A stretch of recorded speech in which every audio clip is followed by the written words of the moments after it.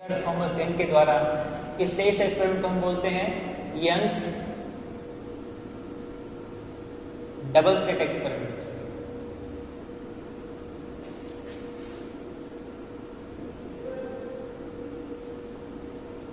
अब फ्रेंड्स नाम से स्पष्ट है, ये एक ऐसा एक्सपेरिमेंट है जिसमें डबल स्लिट है, दो छेद है। देखो फ्रेंड्स, मैंने आपको पिछले लेक्चर में एक बात बताई कि रेफरेंस पैटर्न मिलने के लिए आवश्यक है कि दोनों सोर्स कोहेरेंट होने चाहिए। कोहेरेंट सोर्स होने का मतलब यह है कि दोनों सोर्स के बीच का जो फेज डिफरेंस है with respect to time constant रहना चाहिए। पर स्टूडेंट्स ऐसा नहीं होता, वास्तव में ऐसा नहीं होता। आप कोई दो इंडिपेंडेंट सोर्स लेकर व्यतिकरण प्रतिरूप उत्पन्न नहीं कर सकते, क्योंकि वो दोनों कोहेरेंट नहीं होंगे। क्योंकि आपको पता है कि जो लाइट प्रोड्यूस होती है वो इलेक्ट्रॉन के एक्साइटेड स्टेट से लोअर स्टेट में जाने के कारण उत्पन्न होती है, और ये जो प्रोसेस होती है वो बिल्कुल रैंडम होती है, और रैंडम प्रोसेस होने के कारण जो वेव प्रोड्यूस होंगी उनके बीच में कोई ना कोई फेज डिफरेंस अवश्य रूप से पाया जाएगा। तो अब क्या करें? अब फ्रेंड्स, कोहेरेंट सोर्स दो प्रकार से बनाए जा सकते हैं। पहला तो है वेव फ्रंट के डिवीजन से, और दूसरा है एम्पलीट्यूड के डिवीजन से। अब फ्रेंड्स, यंग का डबल स्लिट एक्सपेरिमेंट है वो वेव फ्रंट के डिवीजन से दो कोहेरेंट सोर्स पैदा करता है। देखो कैसे, मान लेते हैं यहां पर हमारा कोई सोर्स है,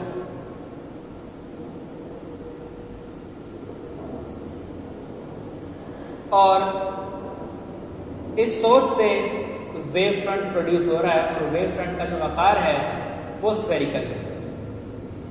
देखो स्टूडेंट्स, ये वेव फ्रंट बना रहा हूं। अब ये स्टूडेंट्स आपको पता है कि जो वेव्स होती हैं, जो लाइट वेव होती हैं, वो बेसिकली इलेक्ट्रोमैग्नेटिक वेव होती है। इलेक्ट्रोमैग्नेटिक वेव में दो प्रकार के फील्ड होते हैं, इलेक्ट्रिक फील्ड और मैग्नेटिक फील्ड। अब स्टूडेंट्स, जो इलेक्ट्रिक फील्ड होता है, और यदि इलेक्ट्रिक फील्ड की फ्रीक्वेंसी 3800 एंगस्ट्रॉम से यानी 3800 एंगस्ट्रॉम से 7800 एंगस्ट्रॉम तक हो, यदि इस फ्रीक्वेंसी का इलेक्ट्रिक फील्ड हमारे आंख के रेटिना पर गिरता है, तो आंख का रेटिना उसके प्रति सेंसिटिव होता है और उसे देख पाता है, राइट। इसके कारण क्या है? इसका मतलब क्या है कि इस इलेक्ट्रिक फील्ड के कारण ही हम दूसरी वस्तुओं को देख पाते हैं। और ये भी है कि इस इलेक्ट्रिक फील्ड की जो फ्रीक्वेंसी है वो इस रेंज में बढ़ती है, और इस रेंज को हम बोलते हैं विजिबल रेंज। यानी कि विजिबल रेंज का यदि कोई वेव है तो उस वेव की इलेक्ट्रिक फील्ड को हम देख पाते हैं, संसूचित कर पाते हैं, डिटेक्ट कर पाते हैं, क्योंकि हमारा जो रेटिना होता है वो उससे इंटरेक्ट करता है, राइट। और इसका मतलब ये भी है कि जो फ्रीक्वेंसी इसके इस तरफ है या इससे ज्यादा है, यानी इससे कम है इससे ज्यादा है, तो भी आप उसको नहीं देख पाएंगे, राइट। यानी कि अगर आप मान लो कोई ऐसी वेव है जिसकी जो वेवलेंथ है वो इससे कम है और इससे ज्यादा है, तब आप उसको नहीं देख पाओगे। क्यों? क्योंकि वो बियॉन्ड विजिबल रीजन होगी, और उसका जो इलेक्ट्रिक फील्ड है वो हमारी रेटिना से इंटरेक्ट नहीं करेगा, राइट। अब देखो, ये वेव का है ट्रॉफ,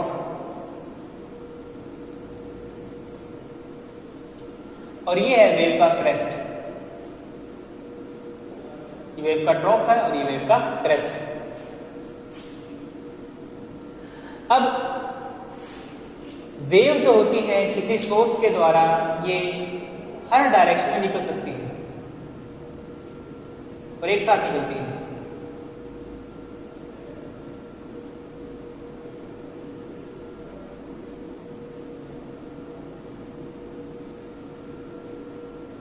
राइट। अब स्टूडेंट्स, यदि दो वेव्स एक साथ ऊपर की तरफ जाएं और एक साथ नीचे की तरफ जाएं, तो उनके बीच में कोई फेज डिफरेंस नहीं होता है। क्या होगा? यदि दो वेव एक साथ ऊपर की तरफ जाएं और एक साथ नीचे की तरफ जाएं, तो उनके बीच में कोई भी फेज डिफरेंस पैदा नहीं होगा। देखो कैसे। अब जैसे मान लेते हैं ये एक रस्सी है, राइट, और ये रस्सी में वेव पैदा हो गई, राइट। ये किसी प्रकार से जो दूसरी रस्सी है, इस रस्सी में ये इस प्रकार की वेव पैदा होगी। अब आप देखोगे कि इस पॉइंट का जो डिस्प्लेसमेंट है, दो पॉइंट है, इस पॉइंट और इस पॉइंट का जो डिस्प्लेसमेंट है वो एक साथ हो रहा है। एक साथ होने का मतलब क्या है कि जब ये ऊपर की तरफ जाएगा ठीक उसी समय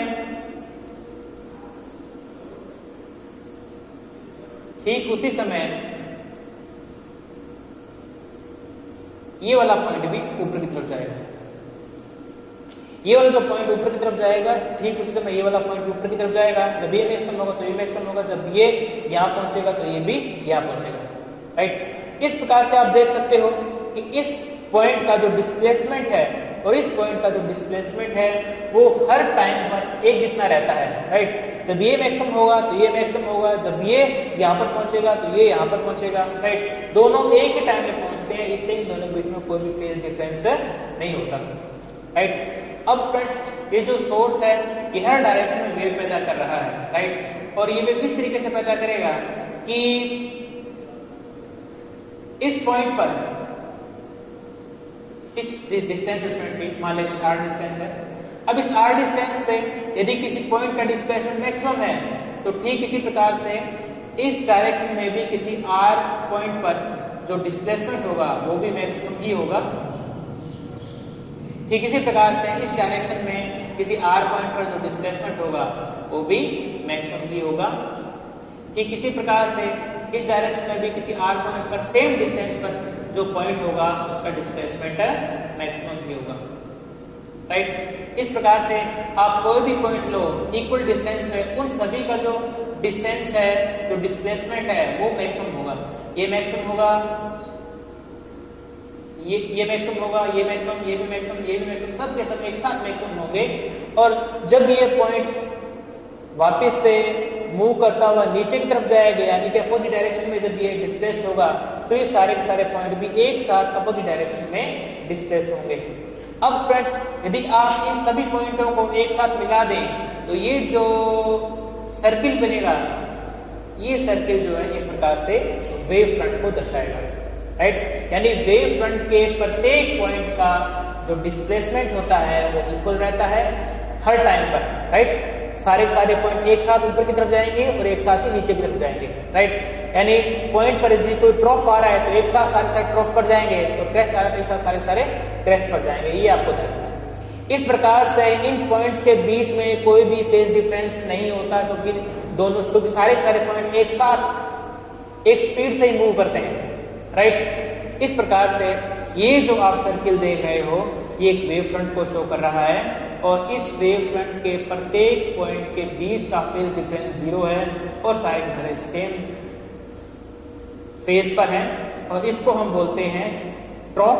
और जो डैश लाइन है, आपको पता है ट्रॉफ है, ये क्रेस्ट है, तो जो डैश लाइन है, जो डैश करके जो दूसरा सर्किल है वो हमारे ट्रॉफ क्रेस्ट को शो करता है। ठीक इसी प्रकार से ये हमारा ट्रॉफ आ गया और ये हमारा क्रेस्ट आ गया। इस प्रकार से ये जो वेव फ्रंट है इस तरीके से ये दर्शाए जाते हैं।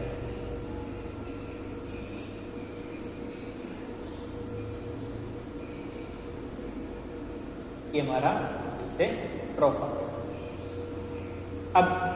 अब क्या करेंगे, हम इस वेव फ्रंट को डिवाइड करेंगे और डिवाइड करने के लिए हम क्या करेंगे कि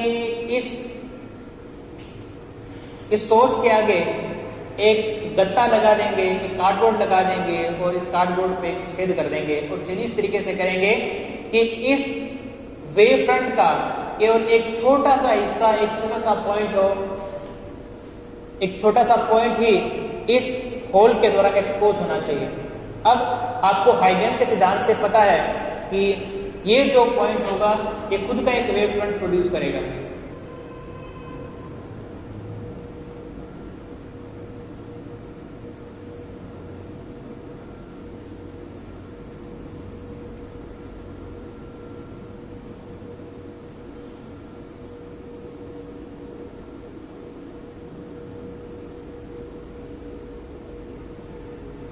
उनका एक वेव फ्रंट प्रोड्यूस करेगा। अब चूंकि ये वाले सारे पॉइंट सेम फेज पे हैं इसलिए ये जो वेव फ्रंट पैदा हो रहा है इसके भी ये वाले जो पॉइंट्स होंगे वो सेम फेज पर होंगे, ये वाले सेम फेज पर, ये भी सेम फेज पर, ये हमारे ट्रॉफ हो जाएंगे और ये बीच वाले हमारे क्रेस्ट हो जाएंगे। अब क्या करेंगे, हम इस वेव फ्रंट को डिवाइड कर देंगे और डिवाइड करने के लिए हम क्या करेंगे, इसके आगे एक और कार्डबोर्ड लगा देंगे एक, और उस कार्डबोर्ड पर हम एक दूसरे के पास पास दो छेद कर देंगे। अब इस छेद से इस वेव फ्रंट का केवल छोटा हिस्सा एक पॉइंट ही एक्सपोज होगा और इस प्रकार से आपको एक वेव फ्रंट बाहर निकलता हुआ मिलेगा।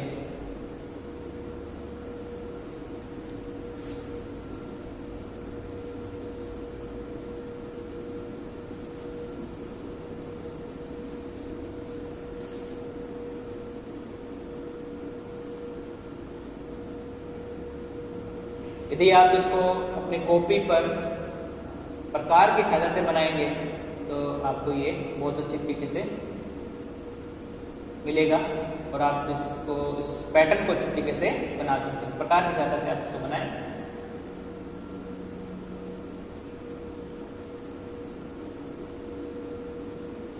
राइट, ये वेव फ्रंट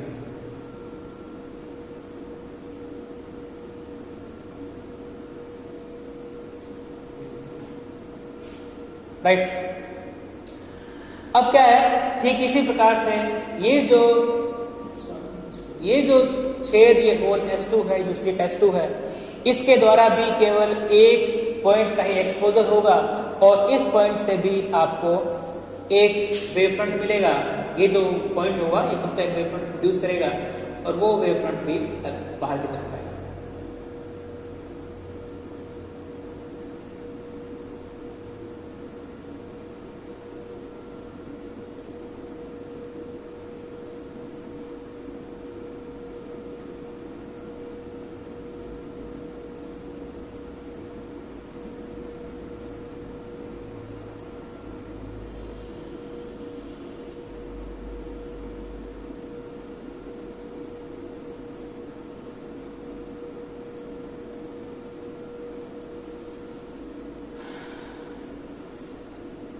अब आप देखोगे कि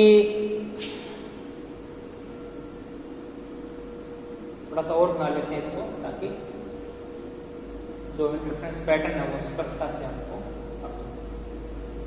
अब आप देखोगे कि ये जो वाला हिस्सा है यहां से लेकर यहां तक, यहां पर कुछ घटनाएं घट रही हैं। कौन कौन सी घटनाएं घट रही हैं? यहां पर आप देखोगे कि जो वेव फ्रंट्स हैं, वेव फ्रंट के ट्रॉफ और क्रेस्ट आपस में मिल रहे हैं। ट्रॉफ को हम हिंदी में बोलते हैं श्रंख और क्रेस्ट को हम बोलते हैं हिंदी में गर्भ।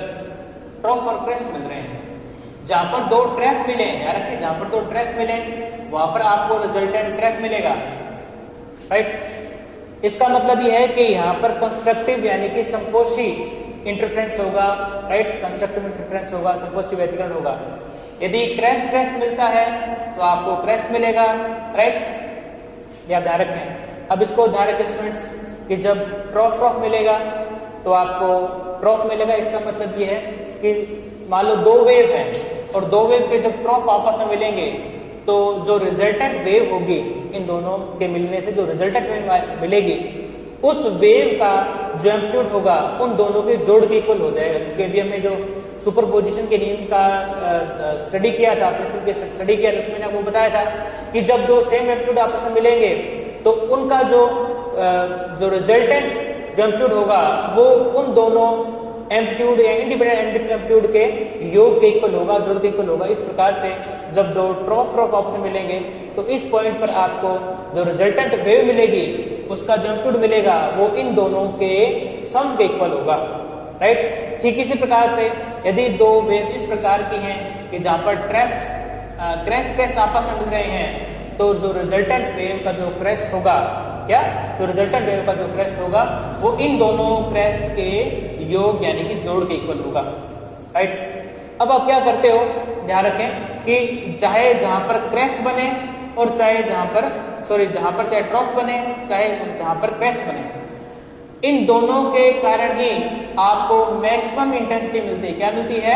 Maximum intensity. ध्यान रखें, चाहे आपको ट्रॉफ मिले चाहे आपको क्रेस्ट मिले, आपको इन पॉइंट्स पर जहां पे दो ट्रॉफ ट्रॉफ मिल रहे हैं या जहां पर क्रेस्ट क्रेस्ट मिल रहे हैं उन पॉइंट्स पर आपको इंटेंसिटी मैक्सिमम मिलेगी, राइट। क्योंकि जो मैक्सिमम इंटेंसिटी होती है वो रिजल्टेंट वेव के एम्पलीट्यूड के स्क्वायर होती है, राइट। जो इंटेंसिटी होती है वो वेव के एम्पलीट्यूड के, जो रिजल्टेंट वेव है उसके एम्पलीट्यूड के स्क्वायर के इक्वल होती है। अब आपको पता है कि जब ट्रॉफ मिलेंगे उस समय आपको कंस्ट्रक्टिव इंटरफेरेंस मिलेगा, और कंस्ट्रक्टिव इंटरफेरेंस के लिए जो रिजल्टेंट वेव होगी उसका एम्पलीट्यूड ज्यादा होगा, अपोजिट डायरेक्शन में, यानी कि पॉजिटिव डायरेक्शन में उसका एम्पलीट्यूड ज्यादा होगा। ठीक इसी प्रकार से जब आपको क्रेस्ट टेस्ट मिलेंगे तो रिजल्टेंट वेव होगी, उसका जो नेगेटिव डायरेक्शन जो एम्पलीट्यूड है वो मैक्सिमम होगा। लेकिन जब आप इस एम्पलीट्यूड का स्क्वायर कर दोगे तो स्क्वायर करोगे तो वापस से पॉजिटिव हो जाएगा। इस कारण से चाहे ट्रॉफ मिले, चाहे ट्रॉफ मिले, चाहे क्रेस्ट टेस्ट मिले, उन दोनों ही पॉइंट्स पर आपको मैक्सिमम इंटेंसिटी मिलती है, राइट।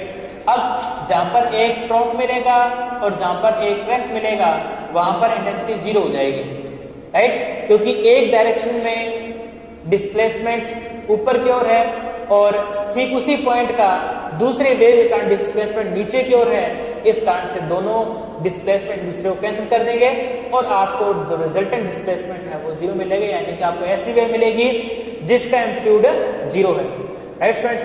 अब जहां पर क्रेस्ट और ट्रॉफ आपस में मिलते हैं वहां पर इंटेंसिटी 0 हो जाती है। क्या होती है? इंटेंसिटी 0 हो जाती है। उस पॉइंट्स को हम बोलते हैं डिस्ट्रक्टिव इंटरफेरेंस, यानी कि विनाशी व्यतिकरण, राइट। अब देखो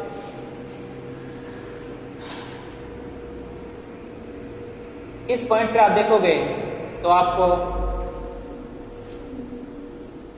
हाई इंटेंसिटी मिलेगी कि दोनों ट्रॉफ और ट्रॉफ आपस में मिल रहे हैं। ठीक इसी प्रकार से इस पॉइंट पर आपको हाई इंटेंसिटी मिलेगी क्योंकि दोनों क्रेस्ट के आपस में मिल रहे हैं। इस पर आपको लो इंटेंसिटी मिलेगी क्योंकि यहाँ पर एक ट्रॉफ और क्रेस्ट मिल रहे हैं। ठीक इसी प्रकार से इस पॉइंट पर आपको हाई इंटेंसिटी मिलेगी, इस पॉइंट पे आपको हाई इंटेंसिटी मिलेगी, राइट। और इस पॉइंट पे भी आपको हाई इंटेंसिटी मिलेगी, इस पॉइंट पे भी आपको हाई इंटेंसिटी मिलेगी। तो आप ये देख सकते हो कि ये जो पॉइंट्स है वहां पर आपको इंटेंसिटी हाई मिल रही है क्योंकि यहाँ पर दोनों वेव्स के क्रेस्ट मिल रहे हैं, यहाँ पर दोनों के ट्रॉफ मिल रहे हैं, फिर यहाँ पर क्रेस्ट मिल रहे हैं, यहाँ पर दोनों के ट्रॉफ मिल रहे हैं। इसलिए इन पॉइंट पर आपको इंटेंसिटी हाई मिलेगी। हाई का मतलब होगा ब्राइट फ्रिंजेस मिलेंगे। ठीक इसी प्रकार से आप यहां पर देखोगे कि यहां पर एक क्रेस्ट ट्रॉफ मिल रहा है, इसलिए आपको यहां इंटेंसिटी लो मिलेगी। यहां पर एक क्रेस्ट ट्रॉफ मिल रहा है, इसलिए आपको इंटेंसिटी लो मिलेगी, यहां पर भी लो मिलेगी। और इसको मैं थोड़ा इस तरीके से शो कर दूं, खाली यहाँ पर लो मिलेगी, यहाँ पर भी लो, यहाँ पर भी लो। ठीक इसी प्रकार से आगे जो पॉइंट आएगा उस पर भी यहाँ पर भी लो मिल जाएगी। ठीक इस प्रकार से ये जो पॉइंट्स होंगे ऐसे पॉइंट्स होंगे जहां पर आपको इंटेंसिटी लो मिलेगी। यदि आप इसको और ज्यादा भी, यदि आप एक इसका वेव फ्रंट और लो तो आपको जो है इस वाले पॉइंट पर भी आपको इंटेंसिटी लो मिलेगी, राइट। तो ये हमारा होगा यहाँ पर डार्क फ्रिंज। अब यहाँ पर आप देखोगे, यहाँ पर देखो ट्रॉफ और क्रेस्ट आपसे मिल रहे हैं, यहाँ पर लो इंटेंसिटी मिलेगी, यहाँ पर लो इंटेंसिटी, यहाँ पर लो इंटेंसिटी, राइट। यहाँ पर लो इंटेंसिटी और यहाँ पर भी लो इंटेंसिटी। तो आपको यहाँ पर लो इंटेंसिटी यानी कि यहाँ पर आपको डार्क मिलेगा। ठीक इसी प्रकार से आप यहाँ पर देखोगे कि यहाँ पर क्रेस्ट मिल रहे हैं, यहाँ पर देखो क्रेस्ट मिल रहे हैं, यहाँ पर ट्रॉफ मिल रहे हैं। उसके बाद में यहाँ पर फिर से क्रेस्ट मिल रहे हैं, यहाँ पर आप ट्रॉफ मिल रहे हैं, यहाँ पर ट्रॉफ मिल रहे हैं, राइट। और यहाँ पर क्रेस्ट मिल रहे हैं। इसलिए इस पॉइंट्स पर आपको एक बार फिर से ब्राइट मिलेगा, यानी कि आपको ब्राइट फ्रिंज मिलेगी। ठीक इसी प्रकार से इसके जो नेक्स्ट पॉइंट है, यहाँ पर देखो, यहाँ पर क्रॉस क्रेस्ट मिल रहे हैं, यहाँ पर भी क्रेस्ट ट्रॉफ मिल रहा है, यहाँ पर भी क्रेस्ट ट्रॉफ मिल रहा है, यहाँ पर भी क्रेस्ट ट्रॉफ मिल रहा है, यहाँ पर भी क्रेस्ट ट्रॉफ मिल रहा है, और उसके बाद में यहाँ पर भी क्रेस्ट ट्रॉफ मिल रहा है। इसलिए इस पॉइंट्स पर आपको एक बार फिर से डार्क फ्रिंज मिलेगी। ठीक इसी प्रकार से यहाँ पर देखो क्रेस्ट मिल रहा है, यहाँ पर ट्रॉफ मिल रहा है, यहाँ क्रेस्ट मिल रहा है, यहाँ पर ट्रॉफ मिल रहा है। तो इस प्रकार से अगर आप इसको पीछे की तरफ खींचोगे, देखो यहाँ पर ट्रॉफ, यहाँ पर क्रेस्ट राइट, फिर यहाँ पर फिर से ट्रॉफ, और उसके बाद में आप लगातार पीछे की तरफ खींचते जाओगे तो आपको जो है यहाँ पर फिर से ब्राइट मिलेगी। इसका जो नेक्स्ट पॉइंट है वहाँ पर एक बार फिर से आपको डार्क मिलेगा राइट, क्योंकि यहाँ पर क्रेस्ट और ट्रॉफ ऑप्शन मिल रहे हैं, यहाँ पर बिग क्रेस्ट और ट्रॉफ ऑप्शन मिल रहे हैं, यहाँ पर बिग क्रेस्ट ऑप्शन मिल रहे हैं, यहाँ पर क्रेस्ट ट्रॉफ, यहाँ पर बिग क्रेस्ट ट्रॉफ, यहाँ पर भी क्रेस्ट ट्रॉफ, यहाँ पर भी क्रेस्ट ट्रॉफ। इसके बाद में पीछे की तरफ आओगे तो यहाँ पर भी क्रेस्ट ट्रॉफ मिल रहा है, यहाँ पर भी क्रेस्ट ट्रॉफ मिल रहा है। इस प्रकार से यहाँ पर एक बार फिर से आपको जो है डार्क फिट मिलेगी। तो आप देख सकते हो कि कुछ पॉइंट्स ऐसे हैं जहाँ पर ट्रॉफ मिलते हैं, कुछ पॉइंट्स ऐसे हैं जहाँ पर क्रेस्ट मिलते हैं, कुछ पॉइंट्स ऐसे हैं जहाँ पर ट्रॉफ क्रेस्ट मिल रहे हैं या फिर क्रेस्ट ट्रॉफ मिलते हैं। इस प्रकार से जहाँ पर क्रेस्ट ट्रॉफ मिलेंगे वहाँ पर इंटेंसिटी 0 होगी, जहाँ पर ट्रॉफ और क्रेस्ट मिलते हैं वहाँ पर इंटेंसिटी मैक्सिमम होगी।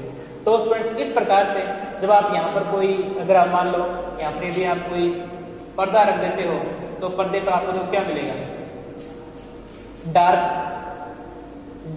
के बाद फिर ब्राइट, उसके बाद फिर डार्क फिर ब्राइट, इस तरीके से आपको लगातार पॉइंट्स मिलते रहेंगे। ये आप यहाँ पे पर्दा रख दो ना कोई, तो पर्दे पर क्या मिलेगा आपको, देखो डार्क फिर ब्राइट फिर डार्क फिर ब्राइट फिर डार्क, इस तरीके से आपको लगातार पैटर्न मिलते रहेंगे और सारे इक्वल डिस्टेंस में होंगे। आप देख सकते हो कि बीच जो डिस्टेंस है वो इक्वल है, इसलिए आपको पर्दे पर या किसी पर्दे पर आपको जो है इस इंटरफेरेंस पैटर्न मिलेगा। तो स्टूडेंट्स इस प्रकार से ये जो एक्सपेरिमेंट है सन 1801 में, आज से ठीक 220 साल पहले, लगभग 220 साल पहले इसको परफॉर्म किया गया था सर थॉमसन के द्वारा। अब स्टूडेंट्स नेक्स्ट लेक्चर में हम इसके इंटरफेरेंस पैटर्न को समझेंगे, इसका डेरिवेशन करेंगे। Thank you students.